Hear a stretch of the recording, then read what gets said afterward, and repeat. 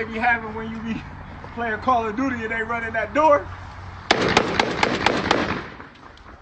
Come on. Where? Drop down. Hands up. Drop down. Hands up. Dig. Let's go.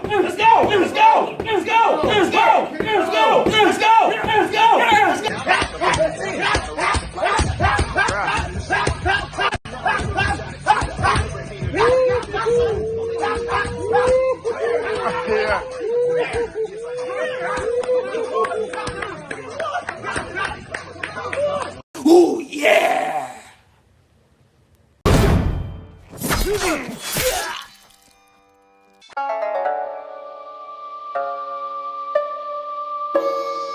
What's going on, you guys? So what happens if Terence Crawford stops Shawn Porter? Yeah, that's right. And I know that's been a pretty consistent topic amongst the boxing community since this fight been announced. Crawford stopping Porter. Crawford can't do it. Shawn Porter has never been stopped, etc., etc., etc. But what if Crawford does stop Showtime Shawn Porter? Terence Crawford is currently like on an 8 or 9 fight KO streak or something like that. I mean, he's been getting knockouts and stoppages since his fight with Victor Postal years ago. And now he's going to that momentum. He's bringing that momentum into a fight with Showtime Shawn Porter. He seems motivated. He seems like he's really excited to show the world what he's really made of. We probably haven't even seen the best of Terence Crawford. We probably will against Showtime Shawn Porter. Shawn Porter has that style that'll have to bring out the best in you. Shawn Porter's going to be coming at you. His best approach to deal with a guy like Terence Crawford, in my opinion, is to just come right at him right out the gate. Don't give Bud any time to think. Keep him on his heels. Even though Terence Crawford could fight off the back foot. You know, Terence Crawford could do a little bit of everything. But Shawn Porter's going to have to take that chance and come at him early. Don't give him a chance. Because once Terence Crawford figures you out, get your timing down, get your speed down, what you're doing, what you're reacting to, what you don't like, he's going to eventually systematically break you down and then take off from there. And from what we've seen from Shawn Porter at times, yeah, he can compete with the top guys at a point, but he can never truly separate himself from these guys. So what makes you think that he's going to do this against Terence Crawford? A guy who really, truly separates himself from the opposition. Now, one may say Crawford ain't fought nobody. Okay, we'll give you that. Okay, I'm tired of y'all saying it. We'll give it to you. But he's fighting somebody now, and I'm telling you right now, it's going to be the same fucking thing. That's right. It's going to be the same thing. It's not going to be no split decision. It's not going to be none of that. Terence Crawford stopping Shawn Porter. The referee's going to be pulling Bud off of Shawn. Shawn Porter, he's been at the weight division for a long time. He's been cutting that weight for a long time.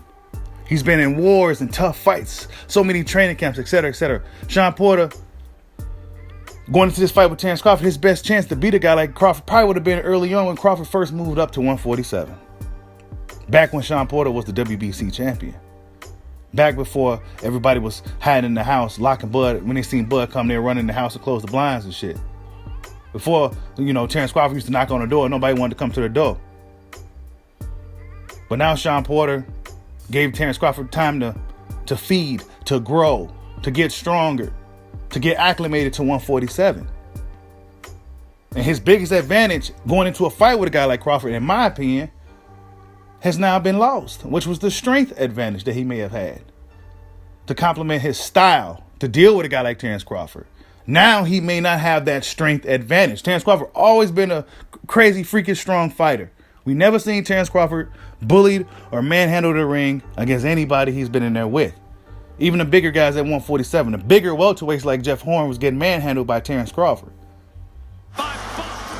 Shawn Porter has the shorter reach. He really telegraphs his punches. He smothers his work a lot. He never truly separates himself from the opposition, even though at times he can give dudes tough fights. Nobody can never really just separate themselves from Shawn Porter, truly separate themselves. Nobody. But if Terence Crawford is to separate himself from Shawn Porter, I think he should get all the credit in the world. Of course, the haters are going to have their excuses lined up. They already waiting. They got it cooking. They got it in their back pocket. They waiting for it. Oh, well, Shawn Porter has been beat already. Oh, well, Shawn Porter was old. Oh, well, he was already gatekeeper status. Well, Spence already softened him up. You're going to start hearing that and more. If Terence Crawford soundly beats Shawn Porter better than anybody from the Premier Boxing Champions has, they will have another built-in excuse to downplay that. This is what they do. But your boy Bushido is here to tell you that Terence Crawford will continue his KO streak. That's not stopping. This is who he is as a fighter. This is Terence Bud Crawford. I don't know why everybody acting like this dude is impossible for Crawford to stop Porter when Shawn Porter's style plays right into Terence Crawford's game. Terence Crawford is a very versatile fighter. It's not like he fights just one way. He can fight multiple different ways. We've seen him handle a lot of different styles. And I think even though Shawn Porter has a pretty versatile fighting style himself, it's not to the effect of Terence Crawford. And what I mean by versatile Shawn Porter, because sometimes he come out and box, sometimes he come out and be that bulldog. Sometimes he mix it up in a little bit of both. But how effective is it against a guy like Terence Crawford, who has a significant reach advantage, right? How much Shawn Porter reach? About 70 inch? Terence Crawford got a 74 inch. He has the longest reach in the division. He can punch from all ranges, close, mid, and far. Even with those long, wiry arms Terence Crawford has, he's still able to hit you from close range. No matter what range you're in, no matter what angle. This is going to be a great fight, boxing fans. I'm excited. I'm excited just talking about it right now. Because on paper, this is the best fight at welterweight. There's uncertainty with Errol Spence Jr. A lot of people think that the eye injury is cap. Bullshit. A lie. They say it's too quick for him to recover. Your boy Bushido just don't know. Eugenio Ugas has a fight that he has to face against the young prospect and Stanionis, Elimonte Stanionis. Who knows if Ugas is going to get past this guy? Ugas sometimes fights to the level of his opposition. He rises to the occasion in the big fights, and in fights against the lesser known guys, it seemed like he had a hard time getting up off the fucking couch. Keith Thurman, he's been on the sidelines for years. Could we even consider him a top welterweight at this point?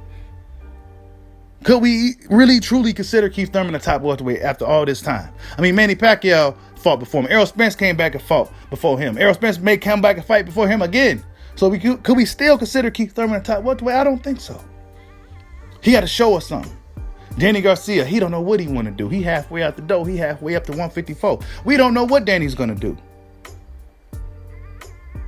So Terence Crawford and Shawn Porter is number 1 and number 2. Like, subscribe, holla at your boy. Peace out.